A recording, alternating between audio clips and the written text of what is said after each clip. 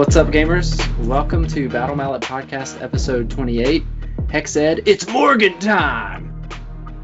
The Battle Mallet Podcast is your journey along with four gamers, playing games that they love and balancing life with those games. My name is Jared Johnson, and tonight I'm here with Trace Hyde. What's well up? played, sir. Jason Table-Newbury. Peerless Fighter is back. And Stephen Cavanis, returning guest. What's up, folks? Hi. So it is August 16th. Morgok's Krushas and Morgwaeth's Blade Coven just went up for pre-order yesterday. So in this episode, it's an Underworlds focused episode, and we've got three basic things to cover. We're going to cover the Krushas, we're going to cover the Blade Coven, and then we'll finish out the episode with kind of a lightning round around the new universals that are available in both of those card packs. But before we get into that, what has everybody been up to? Underworlds related. Trace? Underworlds related? Yep. Nothing. Yep. Not nothing. Done. You've been Done. deck listing? Well, yes, but nothing else No games beyond that. Yeah, no games played. But my wife did say we're doing this new thing where we try and plan out date night with each other. Mm-hmm. And her idea was to order sushi and to play a game of my choosing. And so we were supposed to play Underworlds last night, and my son sabotaged us. So at some point we will play Underworlds as Children. husband and wife. Yep. So Nice. that's Are the plan. you going to play one of the fun modes or just straight up? I made the mistake of letting her choose which warband she wanted to play with, and of course she was just like, I want that big colorful guy. And I was like, That's a good and choice, Jenny. I was like, let's not start with him just because he just doesn't play the way the rest of the game is supposed to be played. So basically we're going to set it up to where we're playing the Beastgrave starter with just the starter decks, just to kind of get her used to it. Yeah. We'll probably do a little bit modified to begin with, just to kind of get used to actions, and then we'll build on that. So Cool. Nice. That'll I like be fun. Yep. Did you at least have the sushi? We had sushi. We Okay. had sushi. It was delicious. It's from a place up here called Sushi Siam, and it was really, really good. Nice. But as far as Underworlds go, that's all I've been doing. I've been painting a lot of other stuff, but not Underworlds. So Cool. So we'll talk about that later. All right. Former champion of the world, Jason Table-Newbury. What have you been up to? Why you gotta rub it in? Come on now. I'm jealous. Oh yeah, right. Underworlds. There's a lot going on. So as you mentioned, been playing a lot of Underworlds online. Because they put the Exalted rankers in there, and I was fortunate enough when that system kicked in and you played one game that I shot up to the number one spot for a few days, and then I played again, and Jared made me lose all the points. Thanks, buddy. Appreciate it. No problem. So yeah, I think today I'm in the top 5, but yeah, it ain't looking good. I lost a real stinker to a Steelhearts list earlier today as my Skaven. Scritch missed 5 attacks, all game long, with Awakened Weapon. He was not the greatest. No. So He's always the greatest. well, not that game. The next game, I played a different Steelheart player, and he redeemed himself, and I was able to, kill one of them, which kind of blows up the deck, and the some of the major scoring in the Underworlds Online for Steelhearts is just staying alive. Other than that, made it somehow to the remote platform League Online for the singles event.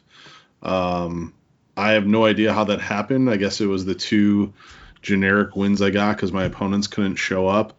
But played the Reavers to the end deck against Tommy Comboy, and it was a lot of fun. Like, Tommy is one of the best Underworlds players I have ever had the privilege of playing against. Really great guy. He knew everything I was trying to do before I knew I was even going to do it. And but it was a very, very much a dice game. I just have so much fun playing that Reavers deck. It's not even fun. That's why I'm excited to talk about the new hotness tonight. And then my streak of I hate Mantrapper continues because in the team league, I have now 2 more games in with you guys, and I suck as Mantrappers. So Trace can have all the big boy peoples. When it comes to basically a single model warband, I am not good, guys. I make so many mistakes. It's terrible. That's okay, because now you know that. Well, it's one of those things like now I know it, so I want to continue to play it. Right. And in the team format, like you are limited. Like you don't have access to everything you would want to have in your situations. Sure. And I did win 1 game this week, so I didn't get 2-0'd. I did win 1, so that was at least redeeming that I know something when it comes to the trappers. Don't worry. I'll make sure that I get 2-0'd this week, I'm sure. Yeah. It's so bad. So bad. I'm like, Trace, just play. I can't take it anymore. That's awesome. You, Jared? So a little bit of Underworlds Online, not as much as you. I think I'm top 60 players. I think you're like 40. Okay, top 50 players. Yeah. Oh, okay. But I've just playing around with Sepulchral Guard, a warband that I basically haven't played at all until I started playing Underworlds Online. So it's been interesting to kind of wrap my head around that warband, especially with the other play styles that are available there. Whether I run into some crazy accurate Magor band or a passive Steelheart band, it certainly presents some challenges. So, but it's been fun, and probably just keep playing it until I unlock everything cool for them, and then move on to the next warband, which may or may not be Eyes of the Nine, which they just announced tonight. I think is available on August 19th, so 3 days from now. 3 days? I'd miss that. From the recording?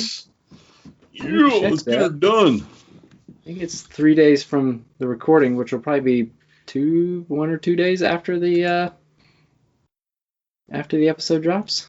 Yeah, coming August 19th. So keep an eye out for that. It's on Steam. You can throw it on your wish list now. And it'll be ready to go on the 19th. So I've been doing that, and then playing some games in the team league. I am not good with the spoilers in the same way that Jason is not good with Mantrapper. So not finding a lot of success there, but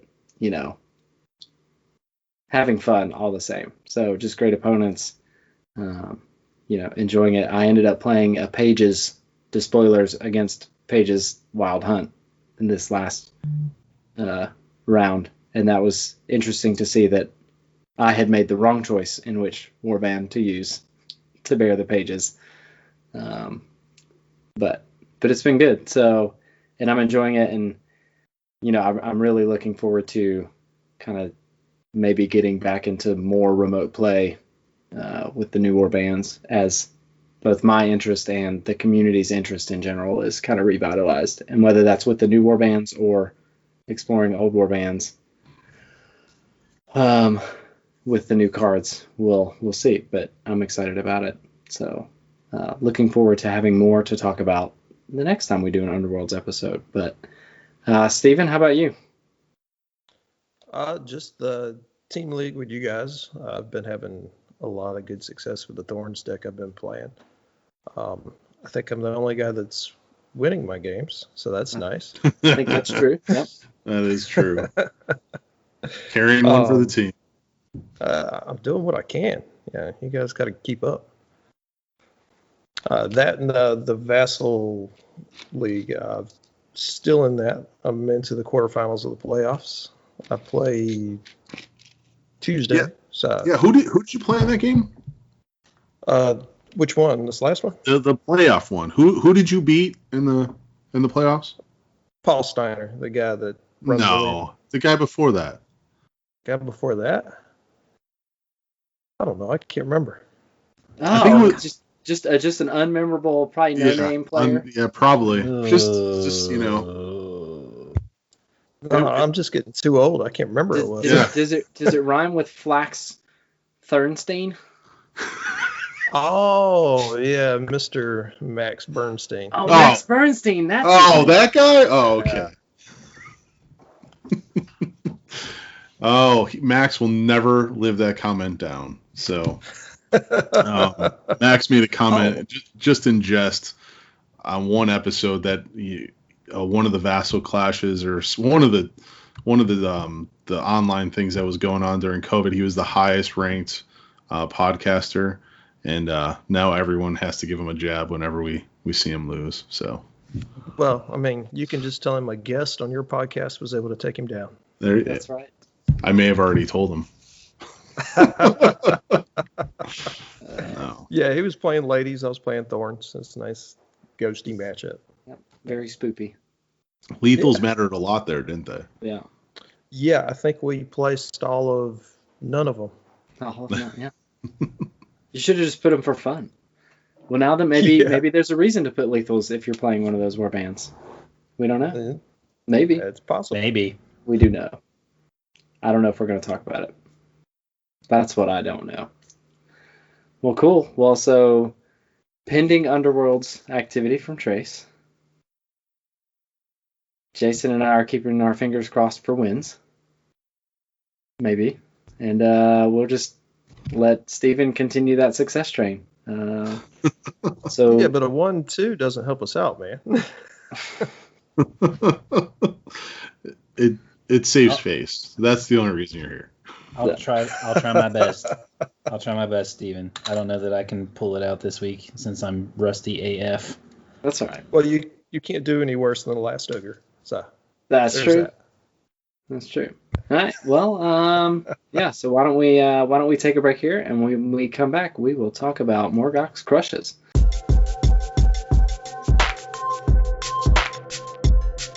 Welcome back, and it is time to go over the warband that I think everyone is super excited about, and that is the Krushas, Morgok and his friends. And yeah, so I'm gonna give this to Jared and Trace for one of two reasons. Well, for two reasons, not one, but both of them. So Trace loves high wound, smashy warbands like Mollog and Mantrapper, and these guys have 5 wounds apiece on all 3 models. Oof. Holy cow. I think a huge thing with this warband will be those 5 wounds. And then Jared played orcs all of season 1, and unlike the 4 fighters that those orcs had, these 3 fighters actually can hurt someone. So right. Just to give you guys the stats, Morgok, the leader, he has 2 hammer uninspired attack for 3 damage. He is only moved 3, 1 shield, and 5 wounds. The inspiration for all of these is if they get 2 or more counters. I mean, so then they'll inspire. The second guy is Ard Skull, who's got a really cool beaky helmet on. He is not very accurate uninspired. He has 2 swords for 3 damage. Still 3 move, 1 shield, and 5 wounds. When he inspires, though, he does go to 3 swords and 3 damage, so that's pretty good. Plus, he gains a scything attack. And then the last guy, who I guess is the dangle bro of the warband, is 3 swords for 2 damage. When he inspires, he keeps the same. The cool thing is that one. So Thug, if you could burn a Wa token when he's inspired, you get +1 dice on his attacks. And I forgot to mention the Ard Skull, when he's inspired and he has Wa tokens, you can burn Wa counters to get +1 damage on your attacks, which is a bit crazy. So it's worth noting that the WOG tokens spend for +1 damage and +1 dice only goes to the attacks on their fighter cards. Correct. Yeah, Yes. so you can like throw an Amberbone weapon on them and then burn Morg tokens to get it to 5 damage or something. But My brain may have already tried to break that and then been like, nope. Can't do it. Reading is fun. Yeah. And then the leader, just to go through his inspired special, he can reroll 1 attack dice. So like I've heard that before on a leading orc. I don't know. Seems but then familiar. right. And then he also has an action which you can remove 1 walk counter and push each fighter up to 2 hexes. It's so a good. free push. Yep. For And 2 it's push hexes. each friendly fighter, so I think that counts himself. Correct. Mhm. Yep. So 1 log token as an action, and you push 3 fighters 2 hexes. That seems pretty good. So good. Just look at the thorns. Yeah. Yeah, right. But with the thorns, you're pushing 2 health fighters around that do 2 damage. Yeah. Yeah. But again, I mean, if you have multiple wall tokens, you can push them as many times as you want. It is, to Steven's point, it is Varkloff-esque. So Yeah. That's nice. it's very handy for sure. It does take an action, so we'll see. Yeah. So both of you guys this weekend have put together 2 kind of first run starter decks. We'll have those in the show notes. We'll also have them on Discord. We'll have them on Facebook, so you can check them out. But would really just like to get your all's perspective on the warbands, like on the warband, how you think they play, what do you think they're going to be good at, how you looking to go at it. And we'll start with Jared because he is the orc aficionado, right? I guess. Sure. Even though I have like witch elves behind me. I don't know how that happened. Orcicionado? Yeah, maybe. Yeah, so the deck I built, I gave it the working title of Flex into the Avatar. So there's a lot of different kinds of things in there, and a lot of that is based on the cards that are available. So we're not going to run through the full deck because the list will be out there. But we're just going to hit the highlights, and particularly highlighting anything that's new. So any new universals that we're using that came out of the packs, whether it was Morgok's pack or Morgwaeth's pack, or like the new in-faction cards. So some objectives of note is the first one that I'm going to call out is God at Boss, and that is a surge objective for 1 glory, and you score that immediately if you hold an objective in enemy territory. So get on an objective in enemy territory, score it immediately. To go with that, there's another objective that's in faction called Now What. And Wait, now what? Now, yeah, but it's best said like in a nice orc. So like, Now what? And that's the voice I need. It is a surge objective. Score immediately when this warband holds 2 or more objectives, and it's for 1 glory. So, they have some in-faction stuff where they want to be on objectives. So, with that, I have some push tech in there. I have objective moving tech in there. Path to victory is in there because I don't know if it's clear from their stat lines, but you probably want to be a little bit aggressive with these guys. 2 of them doing flat 3 damage. The other one doing flat 2 damage. They all end up on 3 dice when inspired, so fairly accurate, particularly when you're looking at getting crits. But the one universal objective that's new that I put in there is the Avatar Risen. So we have finally gotten the last piece of the Avatar, the last Urgrub aspect. So Sting of the Urgrub and Mandals of the Urgrub have come out. Claws of the Urgrub is the last piece to that, and it's an upgrade. But with that, as soon as you have all 3 of the Urgrub aspects on, you get the Avatar of the Urgrub upgrade that was released initially with all of the Urgrub aspects, and it is a 3 glory in any end phase if a surviving friendly fighter has the Avatar of the Urgrub upgrade. So I threw that in there kind of as a nice capstone, but what's nice about it is that you can score it. If you get the card draw right, you could feasibly score it in the first end phase. And then now you don't need that fighter alive anymore, and he can just go in and go to town. So the rest of the deck, let's go through gambits that are new. I've got a lot in here for putting on WOG tokens. So brutal attack is +1 dice to the first attack action made by a friendly fighter in the next activation. After that attack action, place 1 WOG token or WOG counter. Brutal cunning. Oh wait. So Yes. it's a ploy that I get a +1 dice Correct. to go make an attack action, which is going to give me a WOG Correct. counter, and then it gives me another one. Correct. So it's basically like almost an instant inspire if you can make the charge. Yeah. Yeah, 'Cause that's it does- true. Yeah, it's inspiration strikes plus determined effort All together. altogether. It seems pretty good. I mean, It does, and it's even better if you can Delicious. push It's or get into delicious. range That's and what it attack is. without having to charge, because now you're inspired and ready to go do work. Yep. yeah. So matching cards from the old orcs.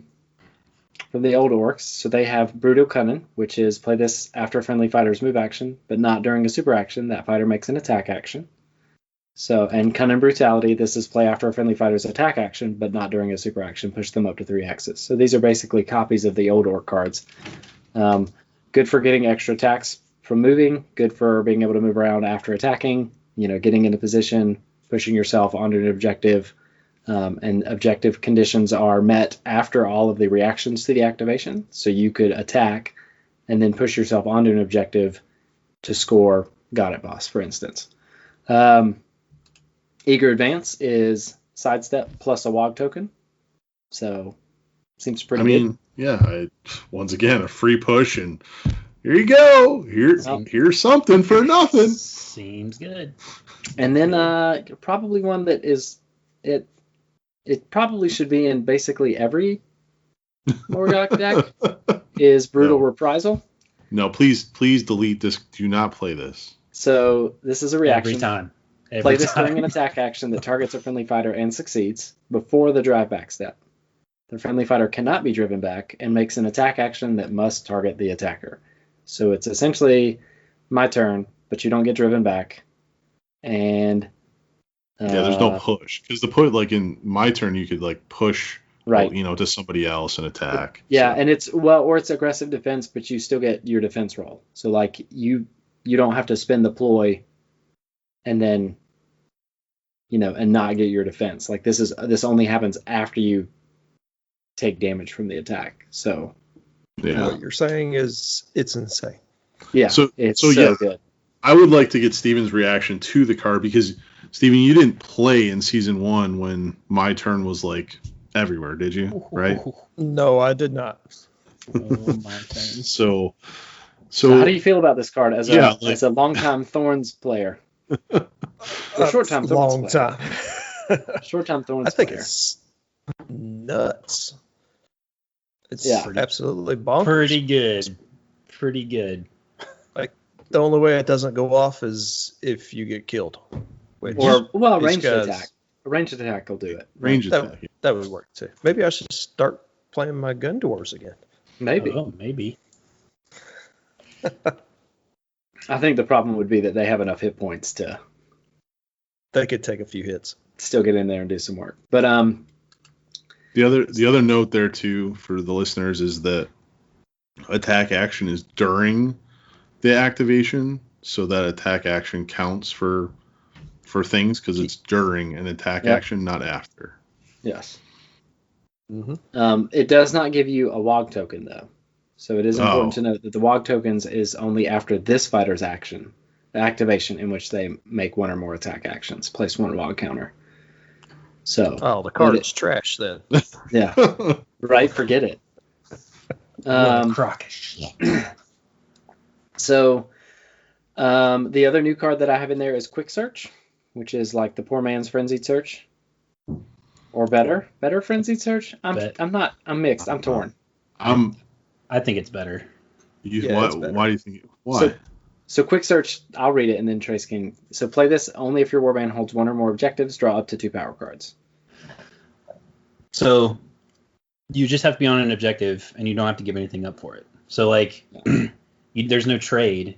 Like you're just netting 2 cards instead of. I mean, you're netting 2 cards either way, but you don't have to sacrifice anything for it.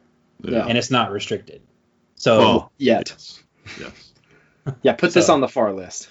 Put that on FAR watch. Jason, is that the same reasoning as you? Like you don't have to give anything up to get it? Is that kind Yeah, of your- I mean, yeah, Steven, would you say that's the same for the way you, because I mean, your current warband being Thorns, I think you played Frenzy Search once or twice before it was restricted. Like, is that what you Yep. like about it? Oh yeah, I think it's definitely better because in general, everything you put in your deck, you want to be in the deck, so you don't really want to toss anything. So I think this is better than Frenzy Search, personally. I Yeah. yeah, I think it's fair. I think it's a fair statement. I just like Frenzy Search is nice because when you're trying to play the cycle game, like when you're trying to do digging deep and all that, like it definitely helps get the cards out of your hands if you don't have the glory. But I have been in situations where it's like, okay, what upgrade do I pitch? Or more importantly, I don't have an upgrade to pitch. Now I can't use this card. So Right. Yeah, that's true. And I will agree with you on if you're playing a to the end kind of deck, Frenzy Search is probably slightly better. But you'll probably put both of them in there. Yeah, so it really doesn't matter. I think you run both, and then you don't run a Natural Truce, because then you're not giving your opponent a card. Yes, you do. You Just probably run run all Just run all three. Just run them all. Just the whole goal is to just have an empty deck. Forget it. The whole goal is to have as many options in your hand for any given situation that you may come across. That's a fair. way to look at it. and get glory for doing it. And get glory for doing it. That's the Right. that's the thing. That's digging deep and to the end. Do that for you. So that's good. So that covers. I mean, that's basically the new ploys. And then so we'll move on to upgrades. So the only in-faction upgrade that I put in was Inured to Pain, and that is -1 damage, which is, as we've seen on Hrothgorn, can be pretty good. The ability to put it on any of 3 5-wound fighters as needed is pretty solid. I think the key there is 5-wound fighters makes it absolutely insane. Yeah. yeah, they make them 6-wound fighters. So Yeah, because I mean, imagine. Or more like 7, you're going to need 2 attacks to kill them. So you're looking at 7, 8-wound fighters. Yeah. Is what they end up being. With -1 damage, it pushes them into a lot of warbands needing 3 attacks. Yep. To take them down. Pushes them into the same category as like a Mollog or a Hrothgorn. Because you got to hit them with 4 damage twice, basically, or 4 damage and 3 damage. It's pretty good. Universal card in there, Claws of the Urgrub, so that fills out that. So I've got the Claws, the Mandibles, and the Sting, and then some other just kind of stock stuff. So Great Fortitude, Great Strength, Glory Seeker, Faneway, and so we won't go through the full list because we said we weren't going to do that. well, But so the like idea here is to be able to flex into the avatar. So I have a lot of easy to score stuff. Calculated risk is in there. Strong start is in there. Got it, boss. Now what? Like between those, there's a good chance that with the right cards, with the right draw, I could get that avatar risen in turn 1 easily by turn 2, and that means that I don't care what happens to that model after I score it. So, and now I have a model that has +1 damage to all of his attacks, is doing with ensnare and can heal 1 if he has a successful attack. Like, it's pretty good. yeah, the healing is You've fun. got enough card draw in there. Yeah. And the card draw will help you get to it. And I've got Frenzied Search and Quick Search in there, so it's I'm interested to see it play out. I don't have to the end, and I think that this is Jason's he was probably gonna bring this up later, but we might as well bring it up now. Is I think that that's something that you're gonna have to keep an eye out for, is somebody running a very passive Morgok deck that's basically daring you to come in, because they'll be able to score everything with little interaction. And so I think that's going to be something to keep your eyes out for. And whether that's scoring a lot because of, easy objectives or tomes or the avatar or all of the above. Yeah, all of the above. Which I'm looking at it and I think it's totally possible to get, 3 or 4 tomes in there along with the avatar, the Urgrub stuff, and then still have card draw and stuff. So I have played against a passive Relic Steelhearts deck before, very early in Season 1, and it was not a fun play experience. So if you're looking to win a tournament, maybe pull out the super passive Morgok deck, but if you're playing with your buds or you're just trying to have a good time, maybe don't play that. I mean, they're going to be hard enough as it is, right? Right, yeah. Most warbands are going to have trouble taking down 3 5/1 fighters.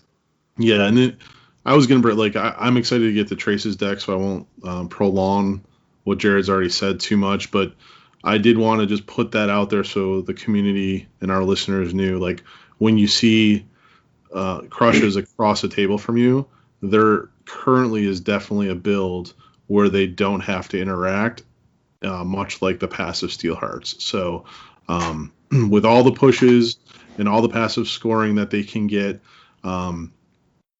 you can get tooled up and get Urgrub or tomes and just sit in the back. And when you do come across to try to engage, these guys hit like Steelhearts used to back then. So just be conscious of it, because you're going to see it.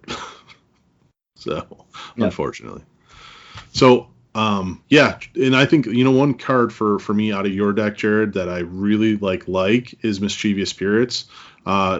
Just because it does 2 things. It definitely messes with, if you're going into a heavy objective warband, you can use that to mess with them. And also, too, it definitely supports you scoring your flex style, your objectives. I think Mischievous Spirits is going to be something that we see more and more. It has, through its life cycle, popped up here and there for certain points in the meta. But I think we're at a point where you're going to see it a lot. And the nice thing about Mischievous Spirits is, even if you have it and I have it, typically the objectives don't go back to the way they were when you play it back to back. So, right. So some good stuff. So on to Trace's deck and in his different style of play, which, I mean, hopefully you're excited, Trace, because these guys, they fit all your niches, and I call his deck the ping pong ball deck. It definitely is kind of a ping pong ball deck, and very different than Jared's, because I was making a list. I took a screen cap of my cards that I had in my deck versus the cards that Jared had in his deck. And when we were going through the ploys, I was like, okay, he's got that one. Talk about the same stuff. Talk about that one. Same stuff. I will. So the shared cards between myself and Jared's deck are Brutal Attack, Brutal Cunning, Cunning Brutality, and Brutal Reprisal. But I circled Brutal Reprisal because in my deck, it works a little different. Because if you hit me with a range attack, I have 3 upgrades in my deck that are also ranged attacks. So I can just hit you right back. Nice. So there's this deck basically is full-blown aggro with some fun bouncing around technology in it. So one that I focused a lot on placing Wa tokens in my deck too. So aside from the ones that Jared's already talked about, which are Brutal Attack, Brutal Cunning, Brutal Reprisal, and Cunning Brutality, I have Brawling, which is choose one friendly fighter adjacent to one or more enemy fighters, place 1 Wa counter on the chosen fighter's fighter card. So with this deck and being able to move around and push and do a whole bunch of fun stuff, there's a very high chance that you'll be adjacent to somebody frequently. So this card comes up if you need extra fuel to do whatever it may be, whether hit more accurately, hit harder, or just be able to push everybody in your warband to hexes.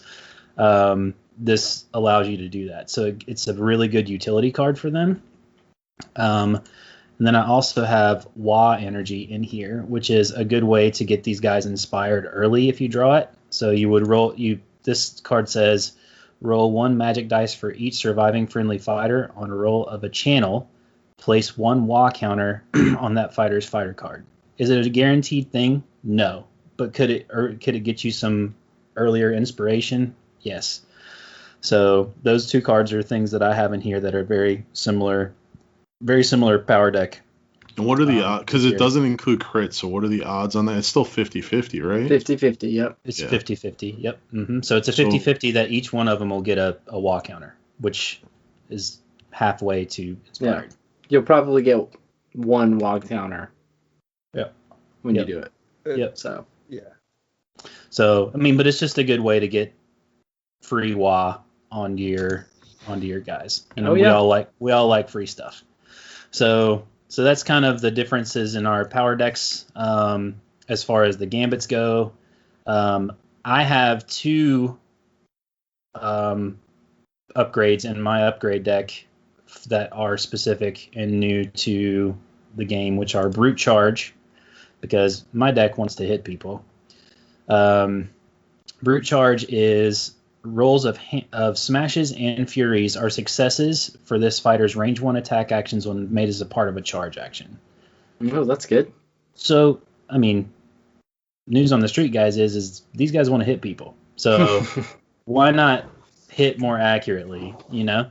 So basically you're just missing on supports at this point, which is great. And then I also have, this will be a contentious card because it's a fighter-specific card, but I put it in here because I think it's fun, and I think that getting extra movement, even if it is random, is kind of cool. So I have Berserk Whirl in this deck, which is Ard Skull restricted only, and it says reaction. After this fighter's activation, scatter 2 from this fighter's hex and push them one hex along the chain. You cannot push this. If you cannot push this fighter into an empty hex, nothing happens. So the idea here is you hold this until Ard Skull gets into the ish, and you just you get it in there, and then you just start letting him whirl around like a crazy person. And in the higher number of fighter warbands, the likelihood of you being able to attack something, kill it, and then push into something else and potentially kill it in the next round is pretty high. So the idea here is not to put this on like while you're sitting in your board. Wait until you get into the business and then put it on and then just see what happens. So that's kind of the goal with this upgrade. So that's kind of more of a fun card. It's probably not going to win you games, but it may. Who knows? And then my objective deck is completely different than Jared's. I love it. So like I said, these guys want to hit people. So I put in most of the things that I thought embodied hitting people from their either faction cards, and then there's one that's a universal that we'll go over. So the first one is a good day's work. So this says score this in an end phase if there are more enemy fighters out of action than surviving enemy fighters. So this is 2 glory. So with three 5-wound fighters that hit pretty hard out of the gate, the idea is just to shove those stat sticks down people's throats early, and then just make them deal with you, right? Yeah. So, and you're gonna pop a couple fighters. Like you may not do that all the time, but popping a couple fighters early, getting your Wa counters up, getting them inspired, and then they just become wrecking balls. So the odds of you doing this just by naturally doing what you want to do seemed like a good idea to me. Could it brick your deck early? Sure. But you're going to kill fighters anyway. So like, unless you get killed, which at that point you're going to lose the game anyway, it's just like this you're going to lean into this anyway. Yeah. So the idea was just to do what they naturally want to do. The next one is Might of the Orc. And this is a surge. It says score this immediately when a friendly fighter's attack action with a damage characteristic of 4 or more succeeds. So there's a natural ability on Ard Skull to just pump damage. And he starts at damage 3. So this is pretty easy to do for this warband, especially with some, additional strength cards in the upgrade deck. Yep. So, and then the next one is Auric Cunnin. This is a surge. Score immediately when you play your third or subsequent Gambit card in this round. Seems pretty good. There's a lot of good Gambits you want to play. So, Yep. That one, yeah, that's one of the key cards in the passive, right? So seems If pretty you're good. drawing cards anyway. and right, the round does consist of all the action phases and the end phase. So Yep. Right? Yeah, I mean, Gambits don't have, and you're not playing Gambits in the end phase, but yeah.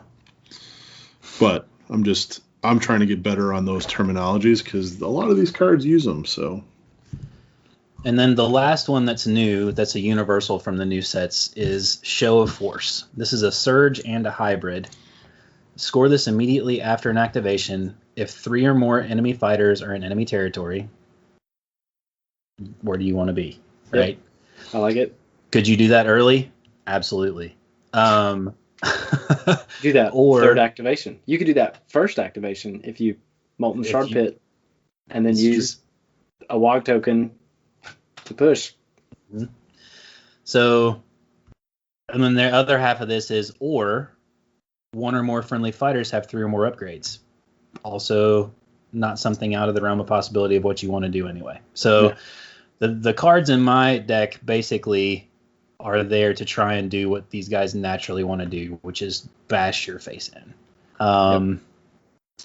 And kind of what Jason is talking about with the ping pong part is I have a lot of ways in this deck to push around. So I have Duelist Speed.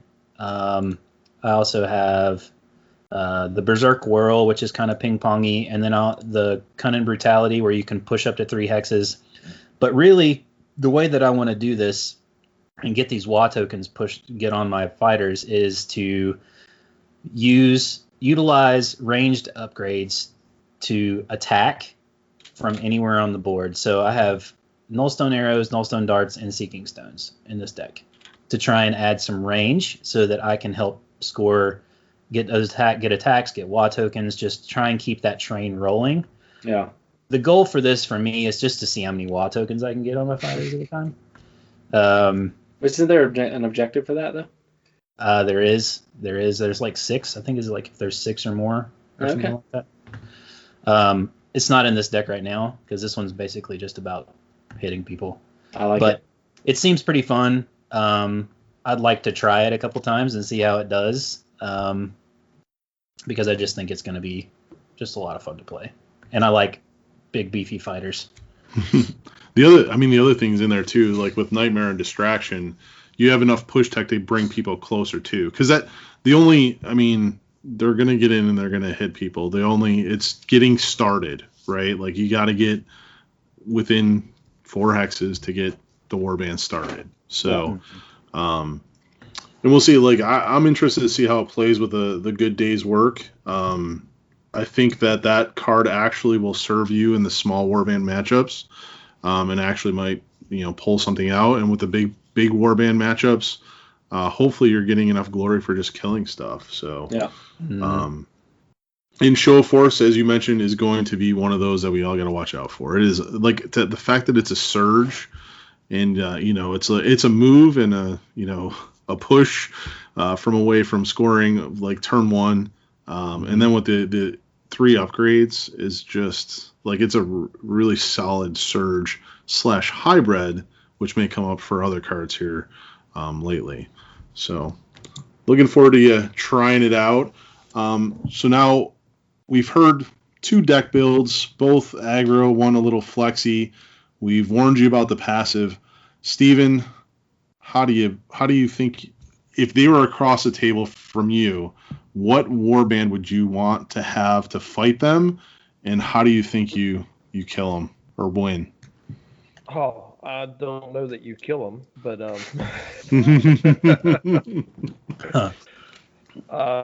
man, I would say like a good counter would be something extremely passive, probably, because you definitely don't want to engage them. Ladies, I think, would do well. Probably do pretty good. Something along those lines.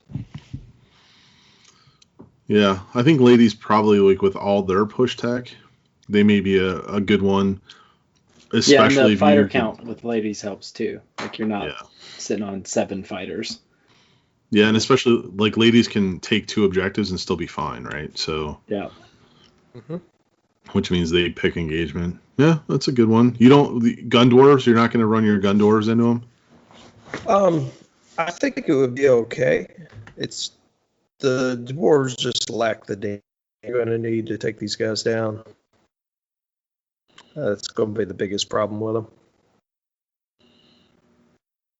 Yeah. Yeah, I can see agree. that. Because they're used to being able to, like, 1 or 2 shot anybody that comes into their territory down, but seems less likely.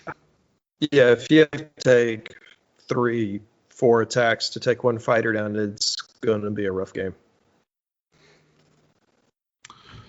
Well, Jared, are you excited about him? I am. I'm excited about the next warband too, though. Yeah. Trace, is this going to displace man trappers as your go-to? I mean, I don't really know that I have a go-to right now, but I mean, to be fair, but I am definitely intrigued because I've played a lot of 3-man warbands and I've played a lot of really high wound 1-man show warbands, and this kind of marries the two. So we'll see, because I played a lot of Steelhearts back in the day. I played a lot of Stormsire, so I'm pretty comfortable with three fighter warbands, and just being able to shove stuff down people's throats is just fun. It's interactive, which is what I like to do. I don't like just sitting on objectives and scoring stuff. So, Trace, is it fun to shove stuff down people's throats? Every time. All right. Well, fantastic. Well, thanks, guys, for going over the Morgok Krushas, and we'll be back with a little bit of those ladies of the night.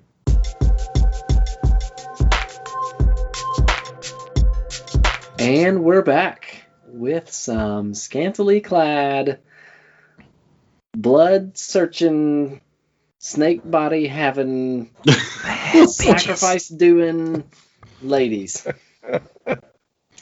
So the Morgwaeth's Blade Coven, and I say Morgwaeth because I heard somebody on the Warhammer community page say it that way. So I'm just going to assume that's how it's pronounced until somebody tells me otherwise. I want to say Morgwaeth, but I don't know. I'm not. The Sneck ladies, the Snakies. So here we are. Another elf faction.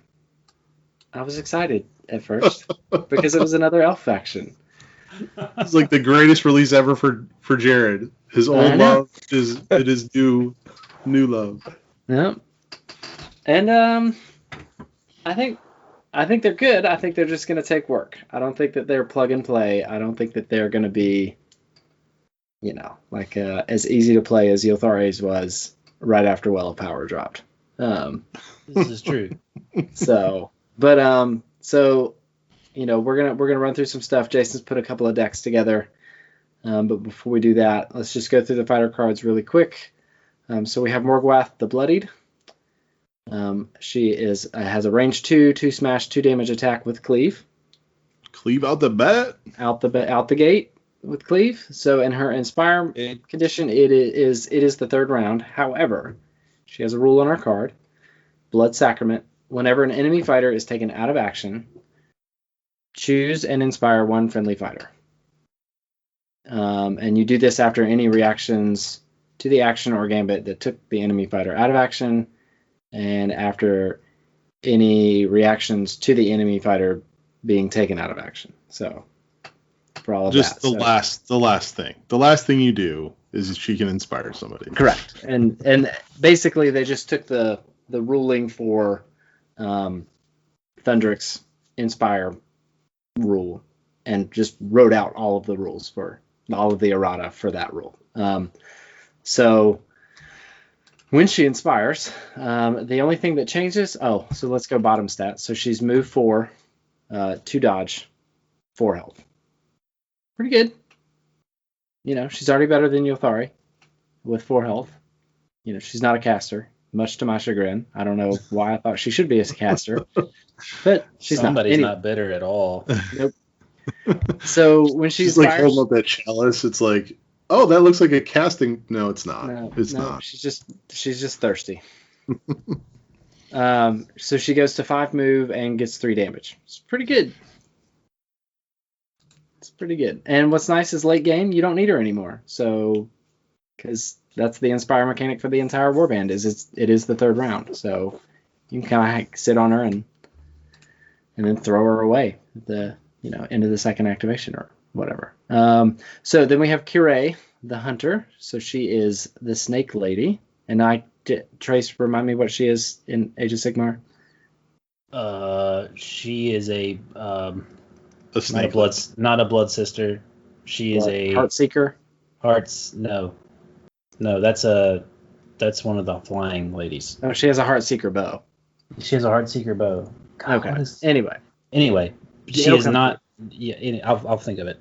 All right. So this is the stat that got Steven excited in our group chat when they were releasing cards. Is Steven, you want to let us know what the range on her ranged attack is? 4. 4 range 4. Yeah. Longest range in the game. That's right. It's pretty good. Longest range fighter attack, and it's pretty accurate too out the gate. So 3 furies for 1 damage, built in snare. And then she does have a melee attack, so she's not stuck without a range 1 attack. She's 2 furies, 1 damage. She starts at 5 move, 2 dodge, 3 health. And then when she inspires, range 4, 3 smash, cleave and ensnare for 1 damage. And then her sacrificial knife goes to 3 fury, 2 damage. So she's got some potency there. The next fighter is Camus. She has a whip, so range 2, 3 fury, 2 damage, built-in combo. And then she has a bladed buckler, which is range 1, 1 smash, 1 damage. The bladed buckler has the following reaction. After this fighter's attack action with combo, make this attack action. Something of note here is that this does not say after this fighter's successful attack action with combo, make this attack action, which I think distinguishes it from other combo cards.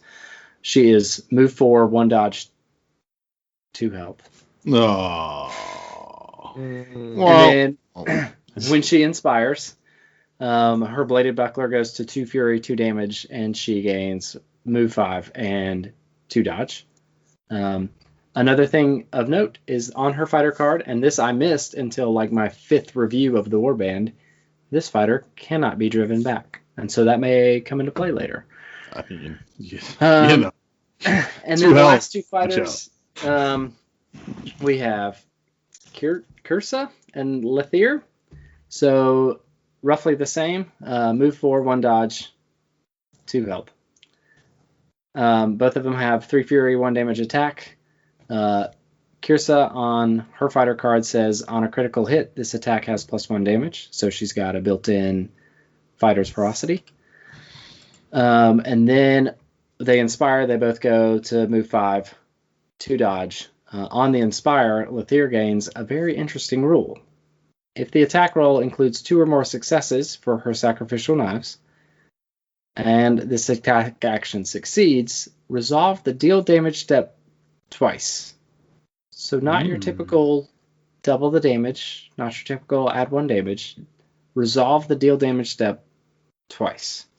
So those are the fighters. 5 fighters. It looks like they're fairly accurate. They're quick, but not very resilient. So, Jason, you've got a couple of decks put together. Oh, I love them. She's a Bloodstalker. She's a Bloodstalker, thanks. There we go. The Snake Lady is a Bloodstalker. The Snake Lady is a Bloodstalker. Her name is Kyre. Kyre. Anyway. All right, so Jason, take it away. Walk us through what you got. Yeah. So I do like this is the style of warband that just tugs at my heartstrings because when you get that initial release wave, everyone's like 2 health. Even I, like when I saw, I was like, they gonna die. And they gonna die again. Oh shit, yeah. But after kind of really just looking at them, they have so much utility. They feel very Godsworn Hunt-esque. They have a automatic inspiration mechanic, which is do we have any other warband that has just like it just happens because the round changes? Like Nope. We don't. I mean, it feels like it with Grimwatch, but that's not really the way. But yeah, and two of their fighters do have 2 dodge, and 2 defense dice is nothing to just write off. Like Sure. Jared has proven that time and time again that 2 defense dice saves all sometimes. Sometimes. 50% of the time. It happens all the time.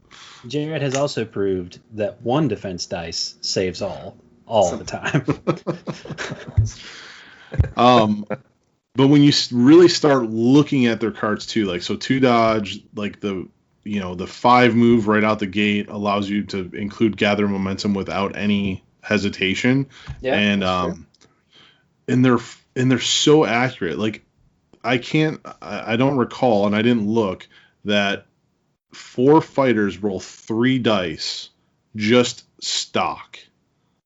Like that's why in the intro I said Peerless Fighter. Like I can't believe it. Like if I make an attack with just 4 of them, right, in the first phase, that's 12 dice that I'm rolling plus whatever defense dice I have. Yeah. The 2 health, you do have to get over it.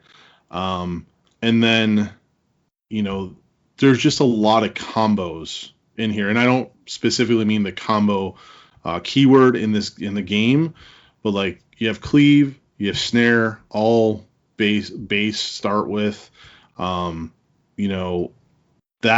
I can't say her name, but the last one you went over, Lathier. Sure.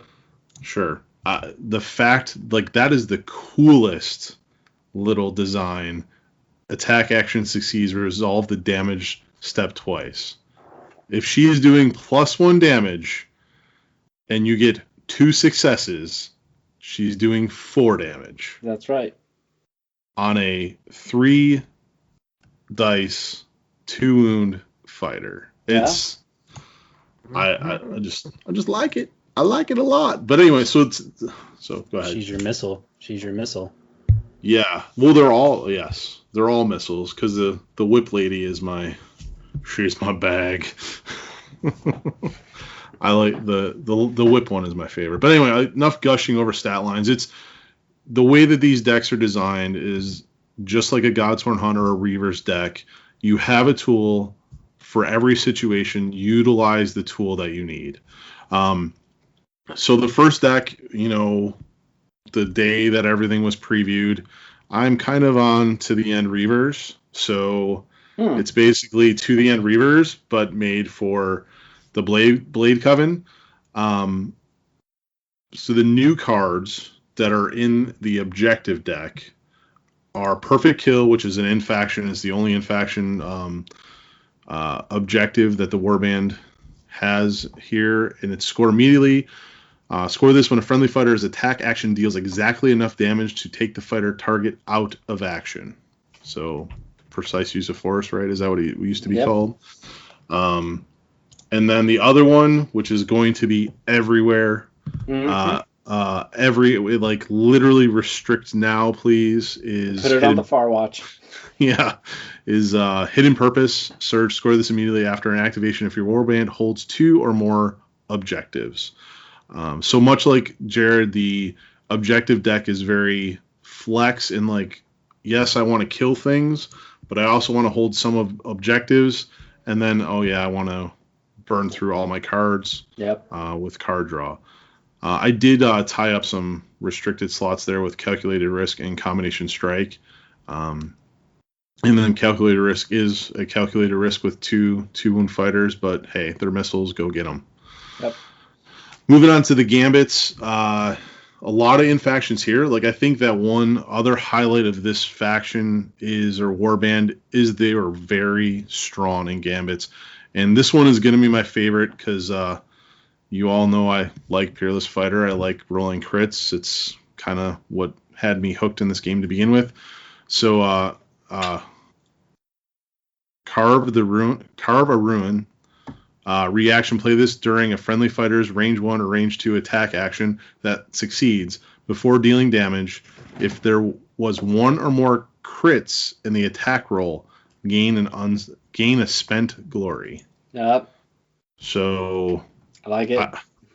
Roll that crit, get that hit, give me an extra glory. Yeah. Granted, it's a spent one, but that's okay. I'll take it. Yeah. Well, and I like that it's only after, like, the reaction is after the success succeeds. Yes. After the attack succeeds. So you're not, like, wasting a ploy not knowing whether you're going to get the spent glory or not. Yeah, that's really Correct. smart design on that card.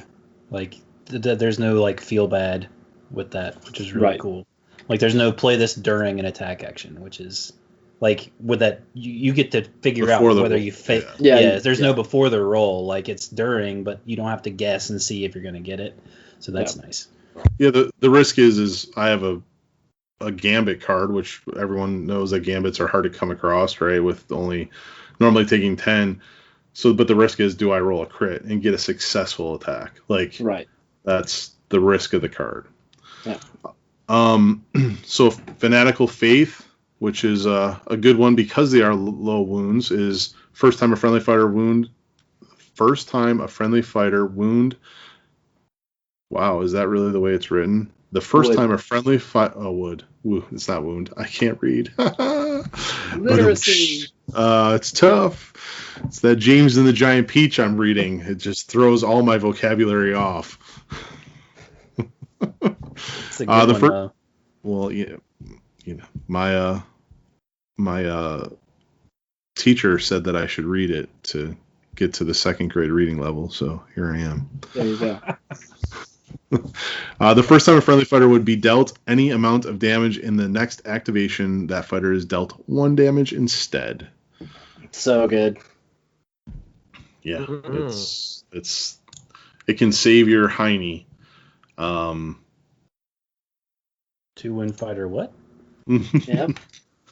And then the next one that I have is Headlong Fury, which is also an in-faction in Warband 1. It's choose one inspired friendly fighter, so you have to be inspired. The chosen fighter makes a move action. Do not give the chosen fighter a move token for that action. The thought here is you can set up some attacks, you can get out of some sticky situations, and more importantly, it helps you score hidden purpose, swift capture, any of the things that need me to go stand on an objective in someone else's territory. I can get there, get to my activation, get set up for things. So free movement is always good. It's like a 5x push. It's great. Yeah. Well, could yeah, be 4 or 5 hex, yeah. I'll be inspired. It'll be 5. Oh yeah, inspired. You're right. See, you're so smart, Steven. That's why we keep you around. And then their biggest go-to ploy is Zealot's Rage, and its reaction, play this after a friendly fighter's attack action that fails. That fighter makes an attack action. And So good. it's good. It's just good, period. Like, other factions have this card, but here's why I am in love with this card and in love with the Whip Lady. So here I am, all set up. I have Spectral Wings or some other movement card that gets me, first activation, second activation, turn 1. And I run in with Whip Lady. She can hit for 3 and 2, right? Beautiful stuff there. Maybe I have a card that can do extra damage, whatever. Doesn't really matter. So I go in and I hit you for 2. And then I react and I do the Blade Buckler, and that's a 1-die attack. 1 die. Yep. And I am hoping this whole time that I fail. Because as soon as I fail, that is an attack action. And I react and hit you with the whip again. And then, oh wait, I can react and hit you with the blade again. Nicely done, sir. So pretty good. Yeah, I'm like, and those are the type of combos in this warband that I can't wait to get it out there and see it happen. And what happens if I had other combos on her, right? It just keeps, it can really go for some damage, and it's good on any of the other ones besides, because it's just a good card. Right. So we talked about quick search. That's also in there to help me get through all of this stuff, because it is in the end to an end deck. Then on the upgrade side, Rune of Slaughter, which is another in faction. So as always, I like to stay in faction here to begin with. And this is another crit card, so yay. It's +1 damage to this fighter's range 1 and 2 attack actions for each crit in the attack roll. So nasty business, man. Yeah. And not so much this first deck that I put out there, the To the End deck, because there's not a whole lot of extra dice in this deck. But, the fact that if you roll 2 crits, that's 2 extra damage is cool. It's fighter ferocity with minus the range. So, I can't throw it on Snake Lady. But, once again, turn 1, if I charge with all 4 non-leader fighters, I'm throwing 12 dice minimum. Yep. And then 2 non-faction upgrades that I think is of note, and these are the new Amberbone weapons that came out in this release, and it's Amberbone Mace, and it's just like any other Amberbone. If you kill the fighter, you can get a glory when you discard the card, but this one is 2 hammers for 2 damage. We've seen that before in the Amberbone, but here is the beauty of it. You can reroll any number of dice in the attack. It's like, wow, just built-in rerolls. And then Amberbone Sword, which is a basic sword, 3 hammers, 2 damage, and then the Amberbone if you take them out of action. So both of those new Amberbone weapons, great in this set. And that's deck 1. I'd like to get your guys' thoughts. I know Sean, H2O coach from the Discord, he did give me a bit of advice on the deck. He's like, either go all in or don't. Like, he plays a lot of Skaith, a lot of these aggro warbands in Beastgrave, and they're made walking that fine line may be difficult with them to have 2 kind of play styles. But what do you guys think? Is To the End the way we go? I mean, go ahead, Jerry. I was gonna say, so you have stuff in there to give glory for doing the things that it looks like this deck was designed, or the fighters were designed to do. Right? They're quick. There are 5 of them, so getting on some objectives, that makes sense. But also they're super accurate, and so doing damage is also something that they want to do.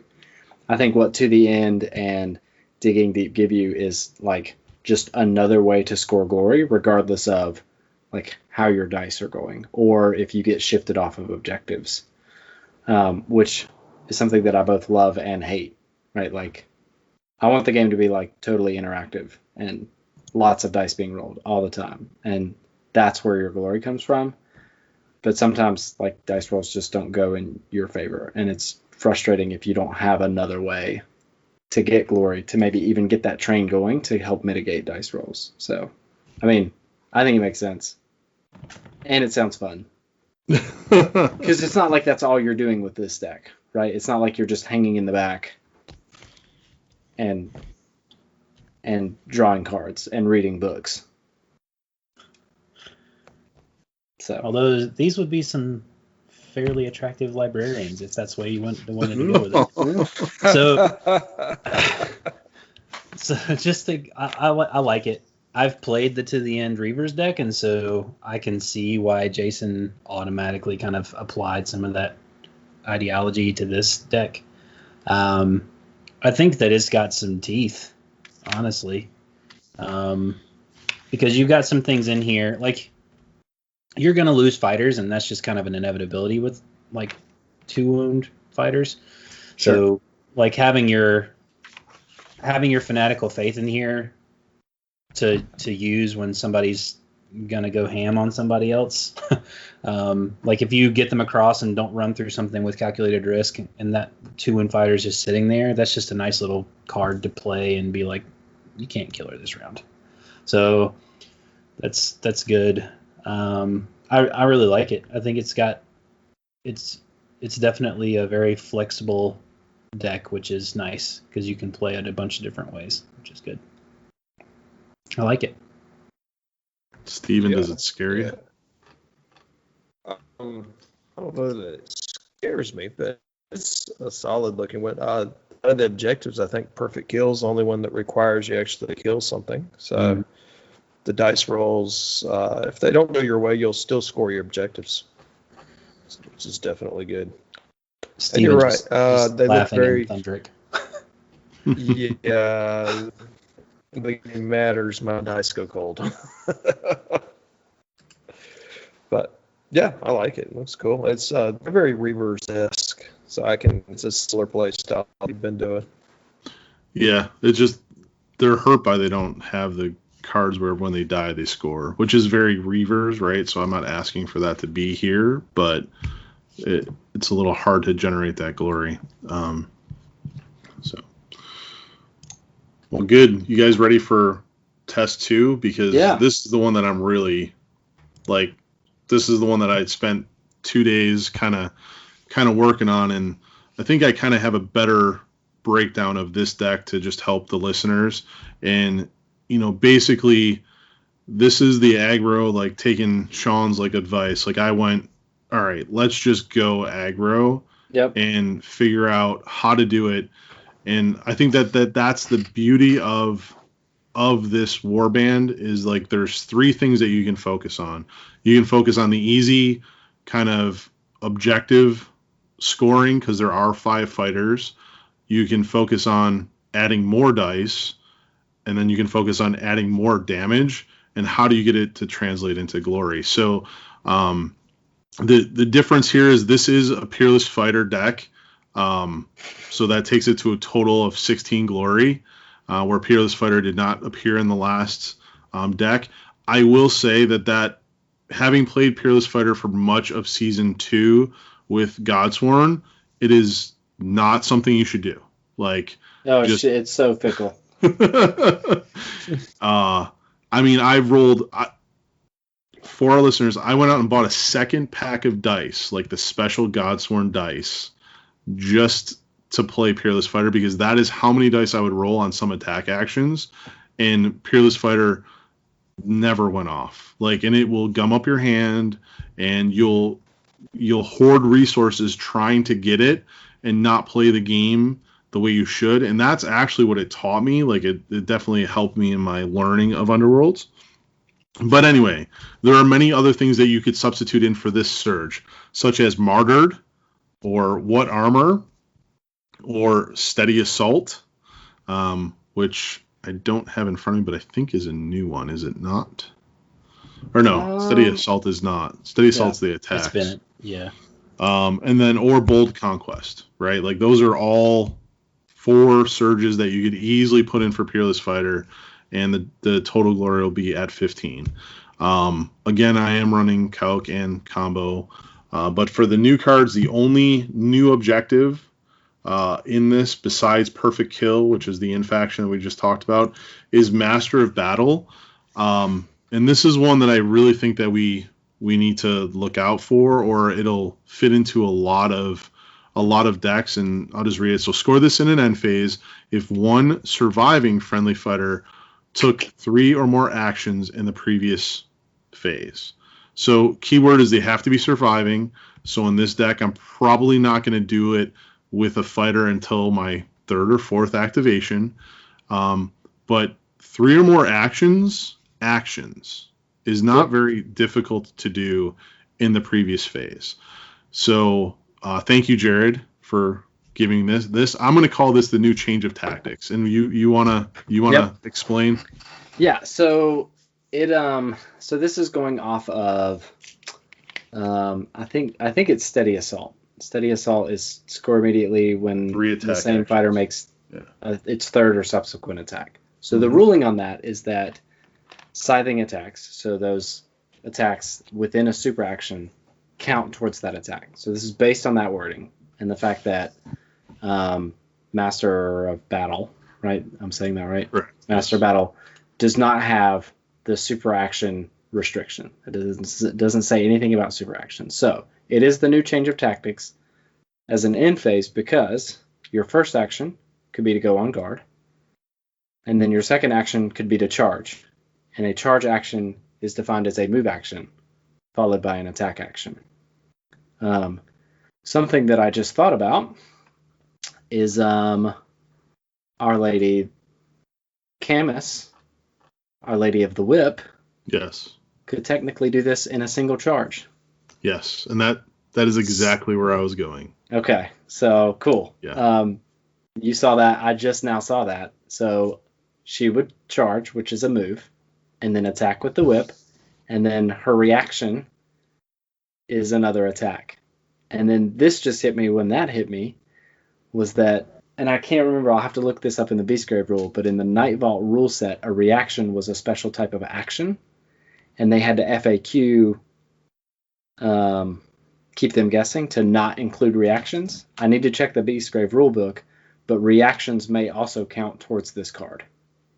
So while you're talking about the rest of your deck, I'm going to pull out the Beastgrave rulebook and look that up and figure out, and I'll come back to that, because that could be another way, which makes this even more interesting, because reactions, I mean, it could be Potion of Rage, Potion of Constitution. Yeah, definitely look that up. Ripa could also score this in one activation. Or if you've got Duelist Speed on. Yep.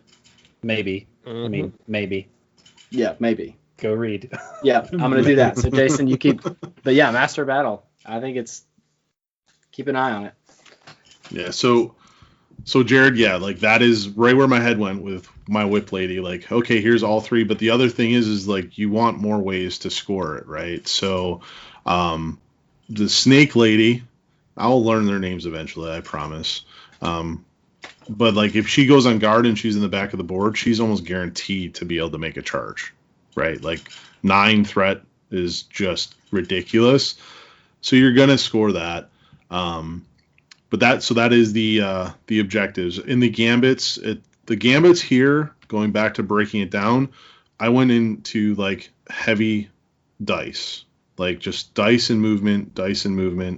And then my upgrades are more damage. So the new ones we talked about, those ones, Zealot's Rage, the Blood Scent. So here is a new card in the Krushas pack. It is +2 dice to the first attack action in the next activation if the target has 1 or more wound counters. +2 dice is always good, and this one doesn't really have any downside to it other than your target has to have a wound counter. And those, someone could have done calculated risk, and now I have an awesome job or awesome buff to try to do that and I can still roll my defense dice. So thank you, Stephen, for pointing that one out. Mm-hmm. I also there's a combo in the deck with Whipped into the Frenzy, or I'm sorry, no, never mind. We dispelled that one yesterday. This is the target has to have a wound counter. Anyway. Yeah. And then I also put in Morg-in. Am I saying that right? Morg-in Grace? Malkin Grace? Malkin Grace. Choose one friendly fighter to have the following +2 move. -1 wound. This effect persists until the end of the round, or this fighter is taken out of action. So it's to the end of the round. So you're good. You are good. As far as that goes, you could put it in the 4th activation to get across. You go down to 1 wound, and really your warband or glass cannons, and you now have 6 move or 7 move when you need it. Yeah. So I'm coming across when I need to come across. And then the upgrades is all the damage all the time. the additional upgrades that I've put in here that we didn't talk about. We talked about Rune of Slaughter, but there's also Victor of 1,000 Duels. So this is a reaction during a range 1 attack action that targets this fighter and fails. Before the drive back step, roll 1 dice. On a roll of hammer or crit, this fighter cannot be driven back and make an attack action. It must target the attacker. So yeah, it's a very niche card, and honestly, it's probably the first card that comes out of the deck because the deck is 11-11. But it is a free attack action, and don't forget that they go to 2 dodge when inspired, or 2 of them start on 2 dodge. So definitely some play there. Once again, a range 1 attack, so it does hinder you in what you can do. You can't really put it on your leader because I'm sorry, that's when it's coming in. You can make any attack action going back out. Right. Key there is it's during again, so anything that happens during can definitely help you score things like keep chopping. So. Yep. And the rest is the same as for new cards, Amberbone Mace, Sword. One other little combo just to call it out too is Lucky Escape is in here in the Gambits. And this when this fighter is dealt 1 damage precisely, that damage is not dealt. Pairs quite nicely. Pairs quite nicely when you have to run across and do things like hurt yourself or plink damage or all of those wonderful things, and the fanatical faith. I was going to say, does that counts for fanatical faith? So if they only deal 1 damage, you take no damage, which is nice. Right. Mm-hmm. It's good stuff. So what's the ruling, Jared? The ruling is, according to the glossary of the Beastgrave rulebook, a reaction is a special kind of action. So, Our Lady of the Whip scores Master Battle in 1 activation, assuming she survives. As does Ripa. And all of the fighters. Yes. Yep. Because it's just making action. It's not making an action during an activation.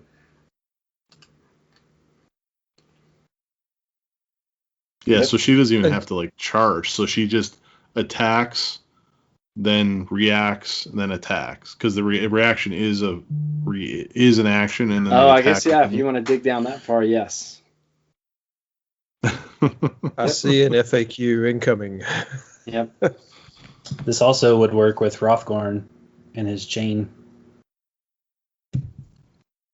Yep, because that's a reaction. We may be splitting a lot of hairs here. Yeah, well, it's fine. Yeah, so Master Battle, put that on the far watch. No. Look out no. Not the far watch, but look out for Narada. I say probably look out for them removing reactions. Same as they did for Keep the Guest. Score this in an end phase if one surviving friendly fighter took 3 or more actions, not including reactions in the previous phase. And I think that cleans it up quite nicely. Or reactions just don't count. This isn't the card that needs the most cleaning up. No, it's not. But we'll get to that. We will get to that. So, yeah. Any closing thoughts, Steven? Are you gonna take the Snack Ladies out for a spin or two, or? Possibly. They look fun. It's just reminds me a lot of old Godsworn decks. Yeah. You've convinced me. Yeah. Did I really convince you? Morgok. It's all Morgwaeth all the time now for Trace.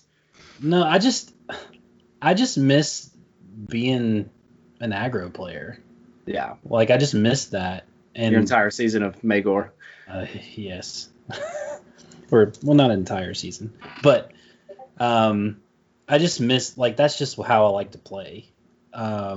And it's not because I can't play objectives. I just don't like doing that. That's just not how I like to play the game.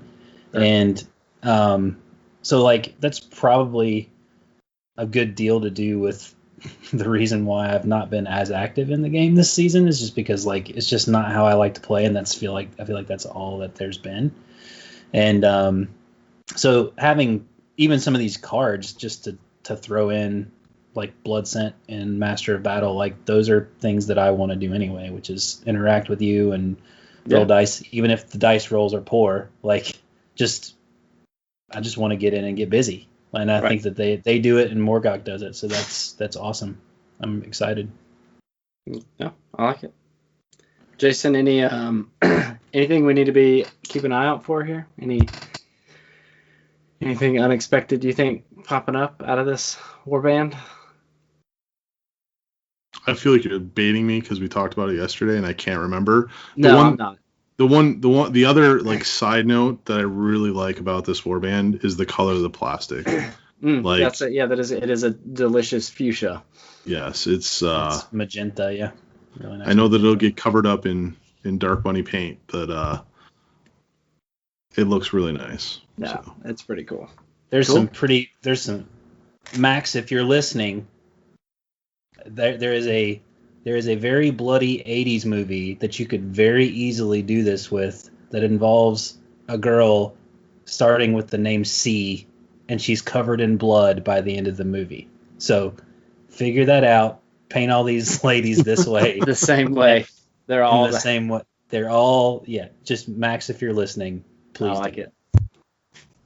So for anybody that doesn't know Max Bernstein, Battle for Salvation podcast, he knows nothing about Age of Sigmar lore, nothing about Shadespire, Beastgrave lore, but he always paints thematic. So he's got like T800 Sepulchral Guard and Kiss Orcs and and the list goes on. So I would not be surprised to see him do something fun with this warband. So cool. Well, I'm excited to see him on the table, whether that's a remote table or a local table in the near future. But with that, we'll wrap up with Morgwaeth. We'll come back with a universal card lightning round.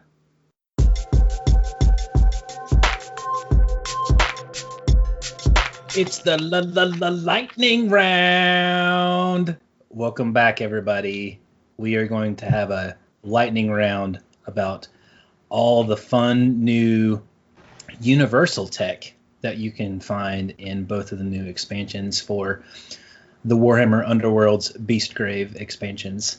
So the idea around this is just to kind of go through and mention, whatever card popped out at you when you were first reading through. So nothing is off limits. Everything is game. So we're going to start with our guest on the show, Steven, and see what the first card that he thought was the standout among the universals. Steven. Well, the first one that jumped out was Hidden Purpose. Hold 2 objectives for a surge. But since we've already talked about that, I'll move on to my second, which was Absolute Stillness, which says score the Senate end phase of a friendly quarry is holding an objective, and that fighter has no move or charge tokens. For most warbands, I don't think this is that great of an objective, just because it's so hard to get them onto the objective without a move or charge token. But since I've been playing Thorns, it happens all the time. So it seems like a really good fit for them. And you just got to make them a quarry, which Cryptic Companion does. Most objective decks will be running that. Or I was looking at Hidden Presence, which makes someone a quarry, and it also makes them immune from pushes or any gambit play, which also seem to combo really well with it. And there's other quarry cards like Survival Instincts and stuff that people might play as well. But the trick it's really would be making them a quarry.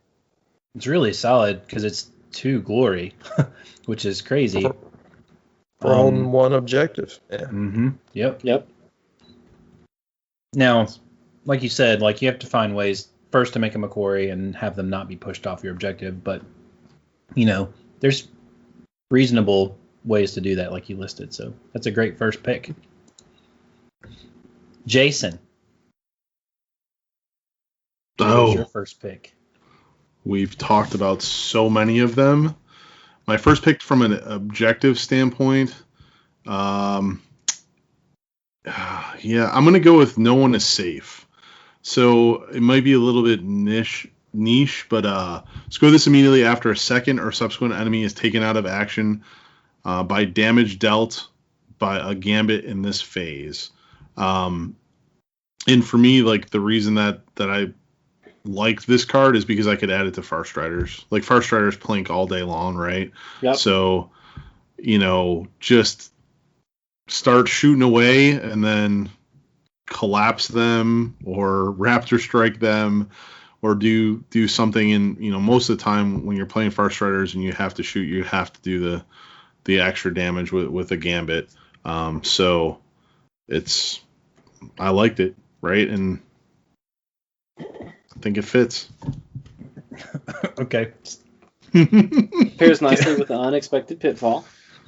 It does. Yep. Right? It you does. get to double down on that. Yeah, that could be cool. We're going to go off script for just a second. And can we talk about the art on that card? Yeah, the giant monster that's lurking behind Septimus. Yeah. What is that? That's my point. Like, is it the Urgrub? It's not. It's something different. It looks like a giant beast of some kind.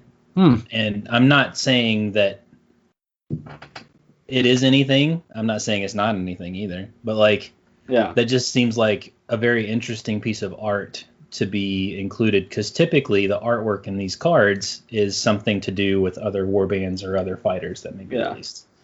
I think So, Cryptic Morgin Companion has something on it that's not. But it's very rare, is what Yeah. I'm saying. So could this be like another multiplayer mode? Maybe. Possibly? Anyway. It all. I mean, that's a good. I didn't even notice that even as I'm reading the card and the art is up in front of me. But it's cool because we don't often talk about the lore, right? And you're in the beast grave, like the whole mountain itself is trying to kill you. So, very, very cool call out. Nice. Okay. Jared, your first objective, since that's the way we're going. Yeah, so set the tempo. So, there's kind of there's not a lot of good in-phase objectives right now. You're seeing a lot of the same. I think that's beginning to change. A lot of the factions are getting good in-phase stuff. But set the tempo is a dual objective. Score this in an in-phase if you have scored 2 or more dual objective cards and 2 or more hybrid objective cards, and you have scored 6 or more objective cards. So this is a more difficult to score superior tactician. But I think for me, it's probably one of the first viable objective cards that helps construct the rest of your objective deck. So there's the one that exists for scoring 5 surges, but you don't see anybody running that because I think it's 2 glory, maybe. It's 2 glory. Yeah, but 3 glory is pretty good. Crazy people run it. People run that card. People run it. And then, there's perfect match, obviously, too, right? So that's score 10 or more objectives for 4 glory. I've also run that card. But there's a decent number of decent dual and or hybrid objectives. So Absolute Stillness, for example. Yeah. Brought to Bay, Path to Victory, Swift Capture, Team Effort, Uncontested, Bold Conquest. Those are dual objectives, right? So there's play for several different styles of play in there. And I just think it's an interesting little in-cap objective. What's nice about it is that you could score this in any end phase. So if you get lucky in your card draw, you could get through everything that you need by the end of the second activation phase and score this in the second end phase. Whereas Superior Tactician clogged your hand until the third end phase. Mm-hmm.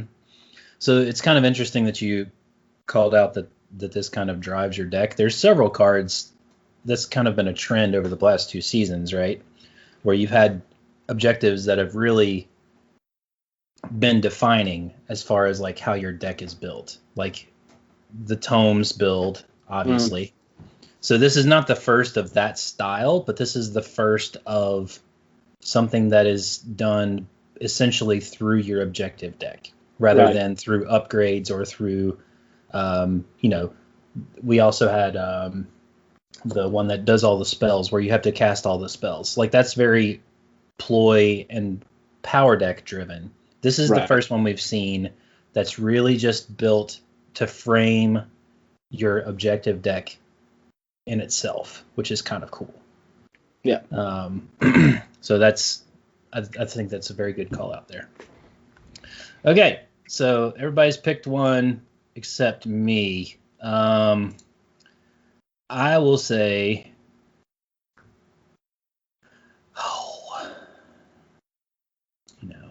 really want to be out of the box.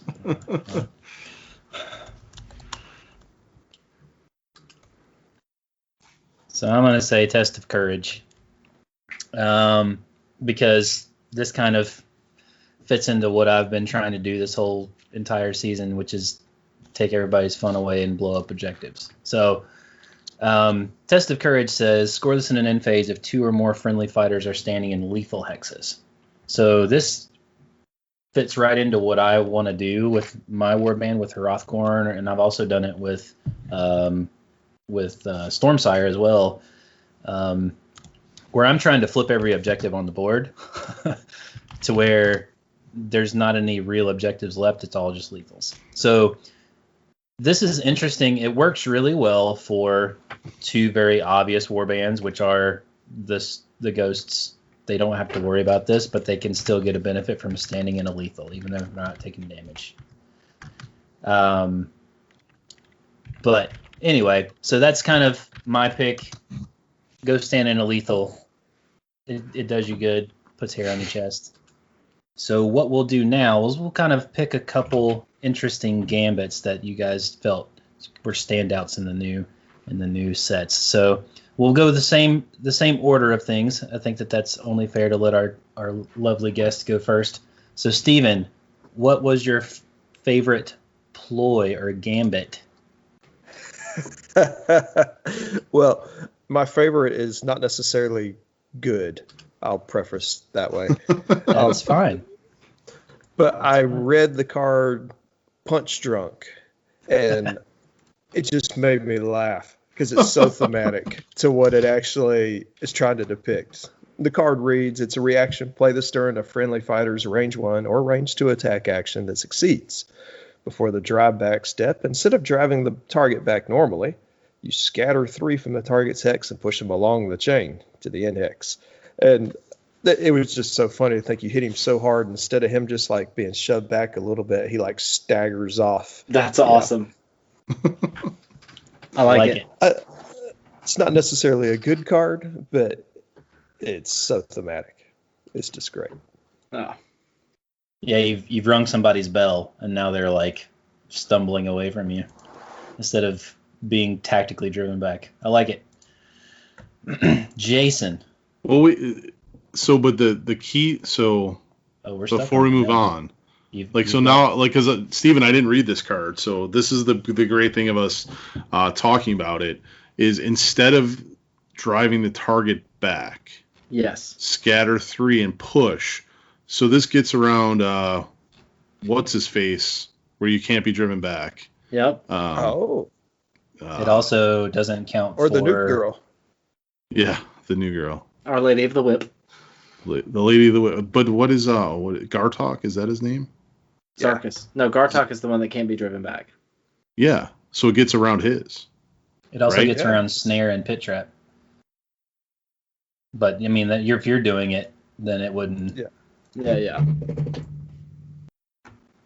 Is it a successful attack, Steven? I don't have the card pulled up. Yeah. Attack action that succeeds before the drive back step. Instead of driving them back, scatter 3 from the target hex and push them along the chain. So nice. I mean, you can drive them sideways. Yeah, or if they're on guard, right? Oh, because it's not a drive back. Yeah, it's not a drive back. So like somebody who's got survival instincts on, you just boop boop. Oh, see, you guys are making this card actually sound plausible to use now. You are just smarter than you thought.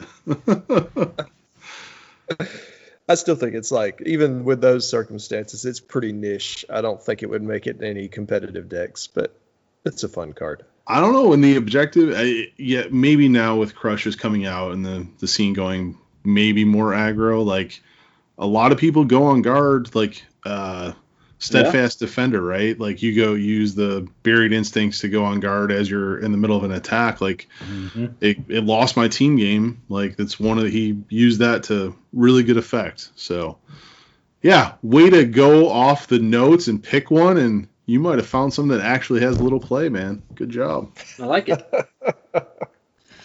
Fun times. Jason? Hit us with it, Jason. All right, so this is the gambit that I think is going to shake the most things up. It's called Glorious Triumph. It is a reaction. Play this after a friendly fighter's attack action that takes an adjacent enemy fighter out of action.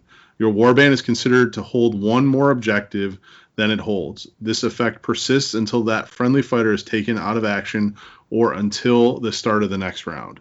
And some key notes here are adjacent, like you have to be standing next to him when you take him out, and you have to survive. So like it's almost like that fighter is holding the objective, but it is your warband that is getting counted as holding one. This card, to me, it will be everywhere, but it opens up end phase scoring. So a lot of that end phase scoring, like Path to Victory, right? Supremacy. The what is the Stormcast card where they hold two, right? They hold two objectives. Focal formation. Like those cards. It wouldn't work for them because it has to be the particular fighters holding the objectives.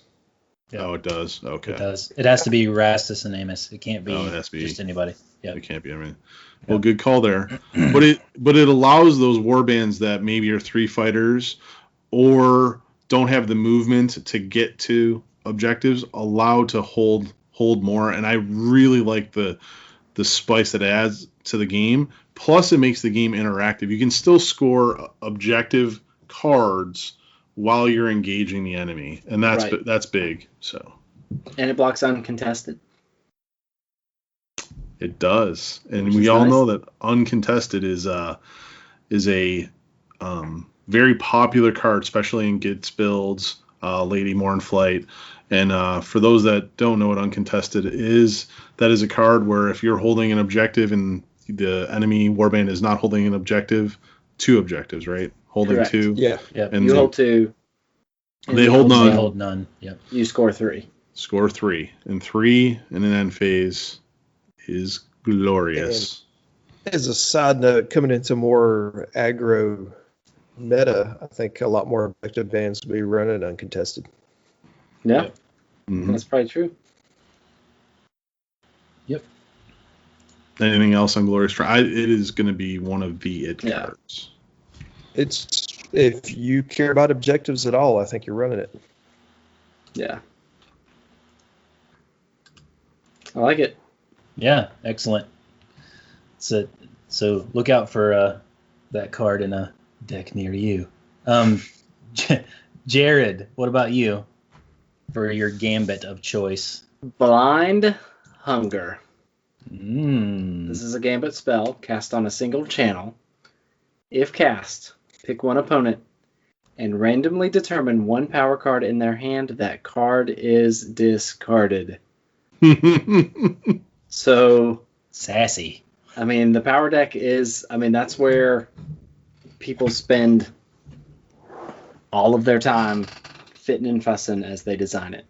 And every card in a really competitive power deck is chosen for a specific purpose. Sometimes there's redundancy, but sometimes that redundancy is necessary. So like Frenzied Search plus Unnatural Truce before Quick Search came along. Like, can you imagine sitting with to the end and digging deep and somebody plays this card and then they happen to pick out Frenzied Search? Or if you're just sitting on both of them, if you're sitting on two power cards, right? And they play this card. Yeah, both of those. Matter. Yeah. Yep. But like, you could lose a key upgrade. Like, imagine they grab a tome, or they grab one of the avatar, one of the Urgrub aspects. Oof. Or the lost page that scores the rest of the lost pages. Yeah. Right. Oof. Yeah. So Blind Hunger. It's pretty mean. Yeah. It's also a card, right? 50-50, yep. Well, Yeah. 50-50 on one dice. Right. So it's a 75% chance on two dice, I think. I think it'll see play. Yep. It's one of the first cards that I can remember where you actually interact with the opponent's power hand. Yeah. And like with no range in some of those casting decks, boom, good, go.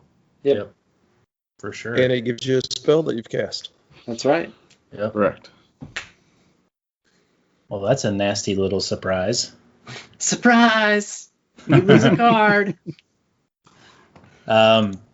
Speaking of things that surprise you, I'm going to make my pick go to ground because this card is a surprise throwback to Season 1 with a little bit of a twist.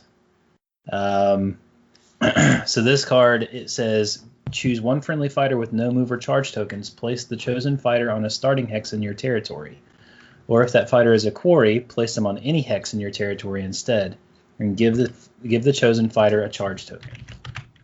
So those people who have been around since Season 1 will remember, I forgot the name of it. There's Tethered a card, Tethered Spirit, and then there was another one. Illusionary Fighter. Illusory Fighter. So you would play this, you would play that card, and you'd go in and you'd have somebody in the middle of the thick of it, and then you just bounce them back to safety in your own board half. So this does essentially the same thing. The only stipulation is now that you can't have a move or a charge token. So like they have to be over there already, but still that's a really, really potent ability to be able to get people back to your side of the board in case you need to, play goalie or if you're trying to keep your fighter safe. So that's a huge, huge card. Yeah, right. Run and whip lady on your 4th activation, right? Right. Do your thing. Win the roll to go first next turn, and then Have her attack. bring her back. Yeah, Because she's range 2. Yep. Bring her back. And bring her back. Or you use the card that doesn't place a move token. Yeah. No, there you go. Man, I'm adding it in. See, Trace is on the Blade Coven. He's on them. Nailed it. Oh, that's a great one. You move her across, make the attack, use this to bring her back. Mm-hmm. You're welcome. So good. Put it in a notebook. All right. So this is round 3. Upgrades. Steven, your upgrade of choice. Oh, I don't know if it was the same way for y'all, but like I was listing out cards and there was way more upgrades than anything else that I thought was interesting. Mm-hmm. Yeah, I think that's true. But there's quite a few. One that I think will get used quite a bit is Strength of Terror. It says this fighter is a quarry. If this fighter is a quarry, you get +1 dice and your range 1 into attack actions. Anyone care about attacking? I see it getting taken. Yeah. Good for accuracy. Yeah, Right, because we've seen how good adding dice is to an attack, and if you already have like a 3 Fury attack or something, you go to 4. Multiplicative how much more that single dice helps you. 2 smash to 3 smash is a big jump. Yeah. And I like these cards with like this fighter as a quarry because it's been very hard up until this point to get that play mechanic in there because there are some objectives that require you to target quarries, right? And it's like, or other cards that say if you're attacking a quarry, blah blah blah blah blah. Like, right. So the fact that there are good cards that have that stipulation in there are good, and there's some objectives that like have a friendly fighter that's a quarry alive and score glory. So, yep. So, which is going to be great. Yeah. Good pick. That's an excellent pick. Jason, your next pick, sir. I don't want to talk about it. I don't. You I don't mean- have to. I'll bring it up. You, All right, you pick, okay. pick one you want. I'll pick. We I'll pick can another. save that one to the end. None of us have to pick it. We'll just Yeah, that's mention true. it. We at the should- Yeah, end. that's just that's reserve a a- that's one we'll cover as a group. That's not anybody's pick. Um. Sure. So I'll talk about Cursed Blade just because I think it's a cool card. So range 1, 2 hammers, 3 damage. That's a pretty good upgrade. We don't see a lot of 3 damage upgrades. I think that's the only, other than Larval Lance, that's the only 3 damage upgrade in Beastgrave. There's one that's Lady Harrow's specific. Okay, so universal. Yep. So +1 move, which is like really good. So now I Yep. get a 3 damage weapon +1 move. So you must activate this fighter in your first activation each round. At the start of this fighter's activation, deal 1 damage to them. After their activation, give them a charge token. So yeah, you're getting damaged. But you're probably playing it mid-round, which kind of negates the you must activate this fighter in your first activation each round. Like, it mitigates that. You're getting the additional move, and you're going to 3 damage. So, and is it fairly accurate? I mean, 2 hammers is not. I'm sorry, two smash. There Right? you go. Speak precisely. And I could see some certain ladies that would Yep. love this. Yes. I don't know what you're Yes. talking about. No idea. No, I mean, the thing about it is like that charge that you have to add a charge token to the end of it. That's kind of irrelevant because Right. most of the time you're 'Cause gonna probably charge. you're gonna be charging with them anyway. Like that's the whole point of you putting that on. Yep. Like, pop that on, especially one of the new ladies is displayed behind Jared's lovely head back there, is like you're going to move 6 if they're inspired. That's crazy. Yeah. Like, that's really, really fast. So that's a good pick. Jared, your pick, sir. The Bloody Axe. Ah, damn it. Ha ha ha ha. So, Anyway. range 1. 3 Furies, 2 damage. Like, oh, what is this? Is this improvised weapon? Is this the whip at range 1? But wait, there's more. Okay. If this fighter has 2 or more wound tokens, double the damage characteristic of this attack action. So, 3 Fury, 4 damage. So, who's this card good for? Orcs. It's fantastic for orcs. Orcs. It's fantastic for orcs, especially if you have great strength or strength of the Urgrub on too, because then Yeah. it becomes damage 6. Multiplications first. Oh, that's true. Yep. But still, it's damage 5. Still, that's huge. Yeah.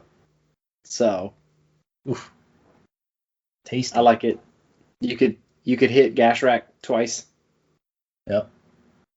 Or Draknar twice. Morgoth twice. Mm-hmm. Yep. Tasty. I mean, you do whip to get your second, you did calculated risk.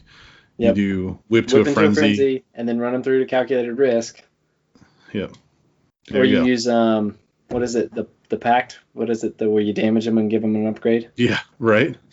Oh yeah. Damage them, give them an upgrade, Bloody Pact. Yeah, Bloody Pact. Give them one. and then run them through a lethal, or hit them with inspiration strikes, and now it's 4 swords, 5 damage. Gross. I mean, it's a missile card, right? Yeah, it is a missile card. You're probably not using it twice. Well, maybe you are because you don't have to damage them, and it's still a fairly That's good true. attack. I mean, it still is so. 3 swords, 2 damage. It's not the worst. Yeah. Is that you could actually use it as a way to discourage people from attacking you too. Like if you put it on something that has bigger wound pool, right? Yep. I mean, Morgoks, the Krushas are a good example of this. Old orcs are a good example of this, where they have a pretty stout health pool. You're now discouraging those people from attacking those fighters altogether because if they don't kill it, they're going to dome you. It's gonna hurt. So that's It's kind of a cool way to look at it too. This is kind of a automatic reaction to it.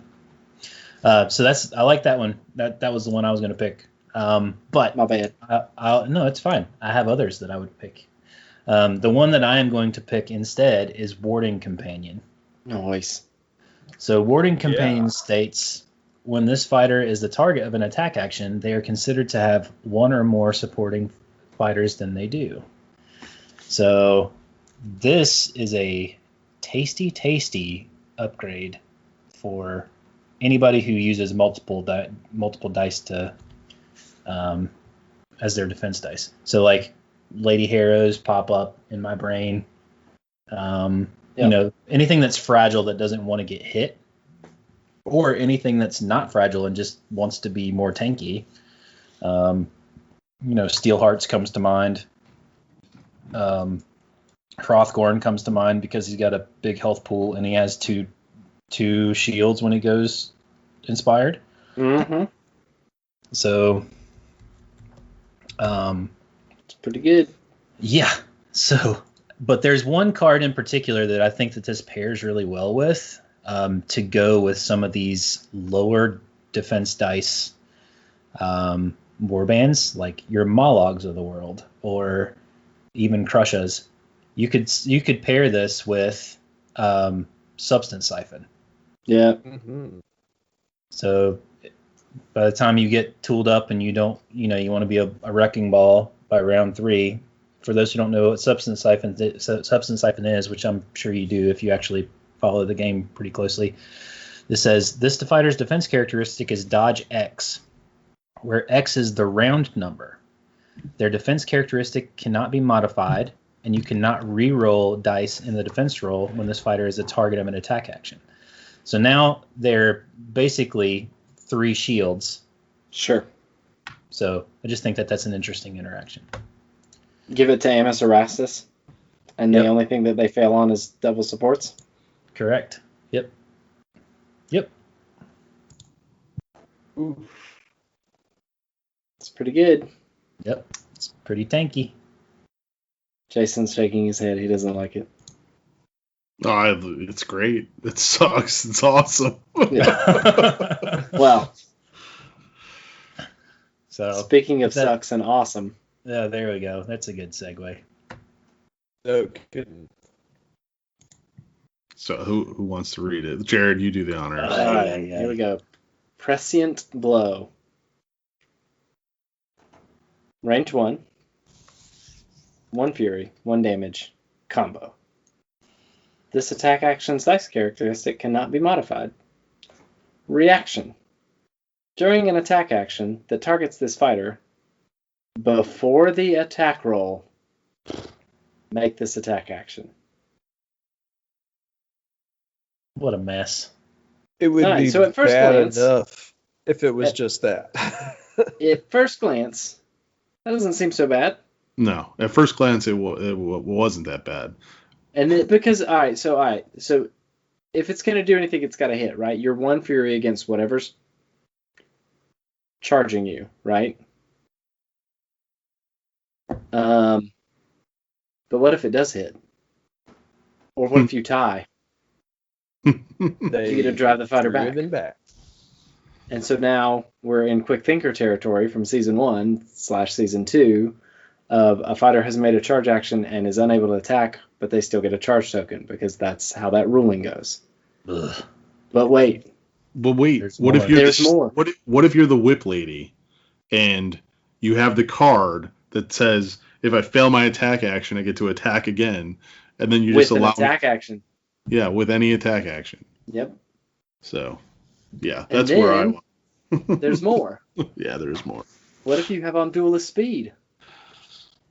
So your attack action fails, but then you just push away. Oh, that's a good feeling, right? That's a great feeling. That's not at all like Quick Thinker, which is just a totally negative play experience. But wait. There's literally infinitely more. Yeah. Infinitely. Like Doctor Strange territory.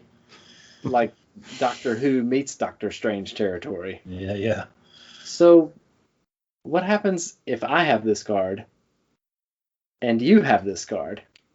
Nothing happens. Absolutely nothing. No, definitely Error. nothing. It's certainly not going to be an infinite loop of reacting before attack rolls that will Error. continue until the Error. heat death of the universe. Error. No. Yeah, so let's elaborate on it. So the way it says reaction during an attack action that targets this fighter before the attack roll. So if Jared has it and I have it, I charge in, Sure. he reacts that he's going to do this he's going to make an attack action back at me, and before the attack roll, I react and say, no, I'm going to do my prescience blow back at you. And then I say, well, before you roll your dice, I'm going to react and do my prescient blow. And yeah. And then we sit there for 4 hours and don't actually finish the game. No, we sit there for the rest of eternity because there is no end. This is what happens when you stare into the void. Right. It's true. So coming soon to a Forsaken list near you. Yeah, that will definitely be removed Prescient from blow. play. Rapido. Well, just maybe they can errata it, make it cleaner. I don't. The big point for me is the duelist speed or the push away. We've seen that they don't like those negative play experiences in the game where, there's going to be negative play experiences because your dice messed up, or I have a card that pushes you away in a normal phase. But this is, I've committed, I've made a super action, I've probably got resources behind the super action, and you're like, no, I'm good. Yeah, I mean, they eroded Baffling Illusion to allow you to still make a charge action. Hello, darkness. Yeah, imagine the guy that's playing Spectral Wings and Haymaker, and he's coming in for his charge that's going to be like a 4 glory kill, and this happens. Yeah. Well, I mean, the nice thing is that reality. It is an upgrade, right? So it's not like it's hidden. Yeah. But yeah, we've lived that life, Steven. That was first season. Yeah. When I'm glad I missed it. When you would you'd get your missile ready, and you'd charge, and in the middle of the charge action, somebody would play Quick Thinker. You'd be like, "God!" And then you just have Bless to sit America. There. And that's all you could do, and you just had to sit there as your fighter would probably get pummeled into dust after that. Number of times I lost Gerzag because Quick Thinker. It's good times. Mm-hmm. Yep. So that was a lot of fun. Fix that card, GW. Either fix it or get it out of here. Get it out of here. It's cool. I like the idea, but yeah, I think the problem is that you'd have to errata that so heavily. Yeah. And I don't think that they want to do that. It would have to be you'd have to just basically mail a version of that card to everybody with the updated verbiage on it. You would have to say something about this attack action cannot drive back enemy fighter, and no other reactions can be played off of this, and it just goes on and on. It would be a wall of text that people would have to basically just put a slip of paper into their deck and say, this is what this is, and this is what it says. Actually does, yeah. The remote keep them guessing. Yeah, the remote leagues are already addressing it before anything, and I do think there are some really good ideas out there, and one of them was just say, you can't react to it, but that seems to be the most elegant way to handle it, but I don't know. I just wish that they wouldn't have. I wish that they would have thought about that prior to. Unless somebody was just legitimately being a troll and being like, let's see if anybody catches this. But I don't think that that's the way that they wanted it to be. But anyway, so that was a lot of fun. Those are some fun cards fun or not fun, depending on your perspective. Cards that will be coming to decks near you. So with that, we're going to wrap this section up, and we are going to come back with the outro.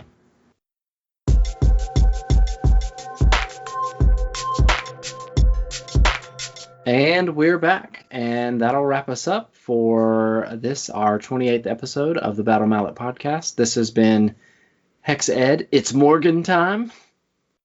We want to say, as always, thank you for listening. We appreciate the interaction that we get on the social platforms that we have. So Twitter, we are Battle Mallet 1. On Instagram, we're Battle Mallet PCast. You can find us on Facebook at Battle Mallet Podcast. We have a Discord server, and we've been interacting with a lot of our listeners and friends on there lately, so you can join that. The link to that will be in the show notes. If you're stumbling upon our podcast, through whatever listener, and you want to find us in a regular place, we are in the Apple Podcasts. We're working on getting in Google Podcasts. We're trying to get on Pandora as well, and we're on Spotify. So basically, wherever you listen to your podcasts, you can find us there. Give us a review, give us some stars. It helps hit the algorithm so that people can find us randomly, which is always fun. But I think that wraps us up. So keep an eye out. Look for some orcs and probably some tricky murder ladies coming your way soon in your local meta. It should be good. I'm excited. I'm excited to see how excited the rest of the community is about the game now. So hopefully we'll get things rolling. So I think that'll wrap us up. So for the Battle Mallet podcast, we are 4 dads. Yep. One of whom really wants to put 2 fighters in lethal axes. This is Jared signing out. This is Trace signing out, and I am an infinite loop of prescient love. Oh! This is Steven signing out. And I'm Jason Tabledoon Murray. Remember, we're all about the Nova convention here, and although it is canceled, the charity is still going on and raising funds through the auctions and the other raffles that are going on right now. We're getting down to the wire, so head over to Nova and put your ticket in the hat for some really good painted Rippas. So get the hell out of here. Peace.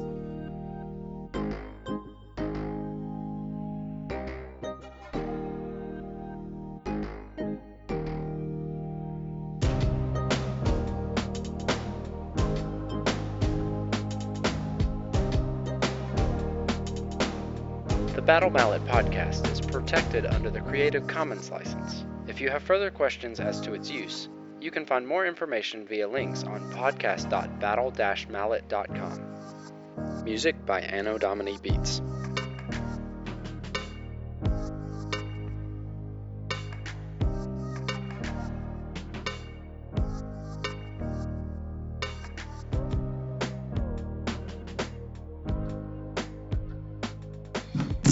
Hold it next to your face. Put it in your face. Put it in your face, Trey. There you go. There. Yeah, put it in your face, Trace.